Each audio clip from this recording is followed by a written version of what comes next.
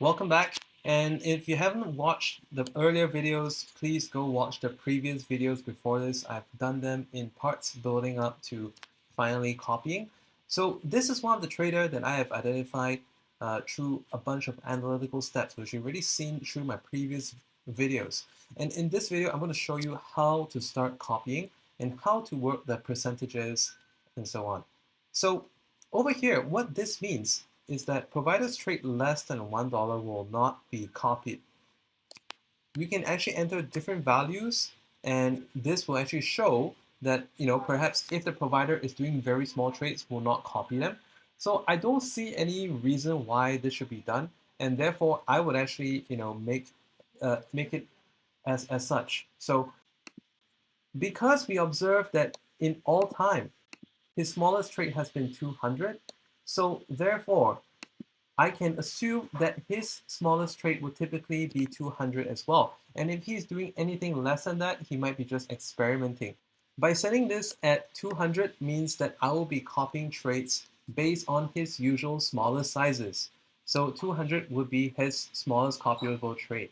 Notice when I reduce the percentage, if I reduce this to 1%, the provider's trade actually goes up to a much bigger amount. So therefore, I'm going to reduce this accordingly. So by copying at 1% means that the trades that I'll be doing is going to be $2. And in terms of stop balance, this actually is able to help us to avoid a series of consecutive losses, or if he is doing a lot of spam trading, like putting all in on the line, because we still do not know how he trades, it is probably advisable to restrict the activity to a small percentage of your account.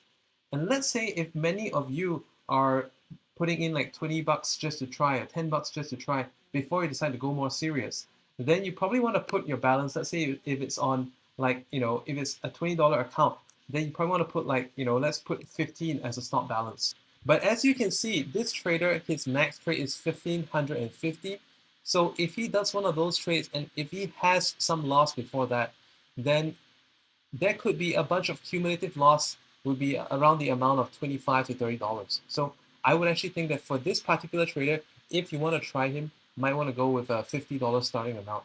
But if it's a different trader, then perhaps if you can see that a different trader has a smaller max trade, then perhaps you could actually have a smaller deposit size. But for this guy, I think it's good.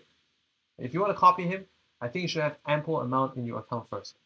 So let's say if it's 50, let's punch in maybe a $30 stop, or perhaps a $25 stop. There's a $50 account, all right?